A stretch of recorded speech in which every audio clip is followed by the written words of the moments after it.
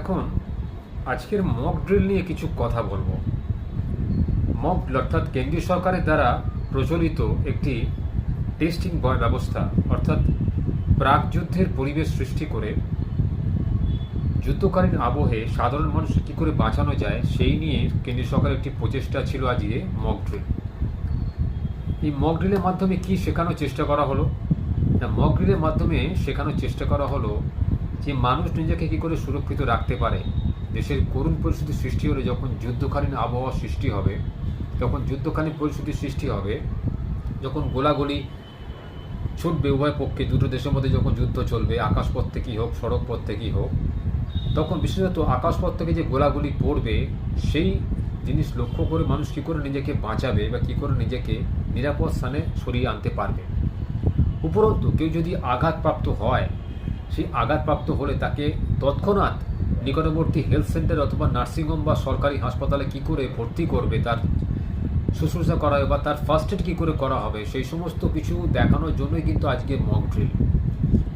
এই মক ড্রিলের মাধ্যমে কিন্তু আমরা অনেকটা নিজেদের অভ্যস্ত করে নিতে পারি যে ভবিষ্যতে যদি কোনোদিন দেশে যুদ্ধকালীন পরিস্থিতি সৃষ্টি হয়, যা আমাদের রাজনৈতিক বাতাবরণ সৃষ্টি হচ্ছে, তাতে আমরা যেমন নিজেদেরকে সুস্থ রাখতে পারবো, উপরন্তু নিজেদেরকে নিরাপদ রাখতে পারবে এবং দেশের যে পরিস্থিতি সৃষ্টি হচ্ছে তার মোকাবিলা করতে পারবো।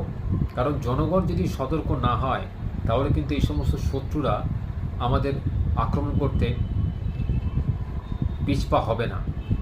জনগণকে সামনে এগিয়ে আসতে হবে, জনগণকে বুদ্ধিমান হতে হবে, জনগণকে বিচক্ষণ হতে হবে যে যদি কোনো যুদ্ধকালীন পরিস্থিতির সৃষ্টি হয় তাহলে জনগণও যেন দেশের একজন নাগরিক হিসাবে সরকারের পাশে দাঁড়াতে পারে, যাতে যখন খাদ্য সংকট দেখা দেবে যাতে সরকার বিচলিত হয়ে না পড়ে বা বাধ্য হয়ে দেশের খাদ্যদ্রব্যের দাম বৃদ্ধি করতে না পারে। আমরা যদি খুব সাধারণভাবে নিজেদের আত্মরক্ষার জন্য বা শারীরিক সুরক্ষার জন্য কিছু চাল, ডাল, তেল, নুন এখন থেকেই যদি মজুত করে রাখি অন্তপক্ষে 3 মাসের জন্য এবং একটু খরচা কমিয়ে যদি ব্যাংকে আমাদের অর্থকে সঠিকভাবে সঞ্চয় করে রাখতে পারি, তাহলে আগামী দিনে যদি যুদ্ধকালীন পরিস্থিতি সৃষ্টি হয়ে থাকে তাহলে কিন্তু আমরা অর্থাভাবে ভুগব না, আমাদের দেশ কিন্তু গরিব হয়ে যাবে না।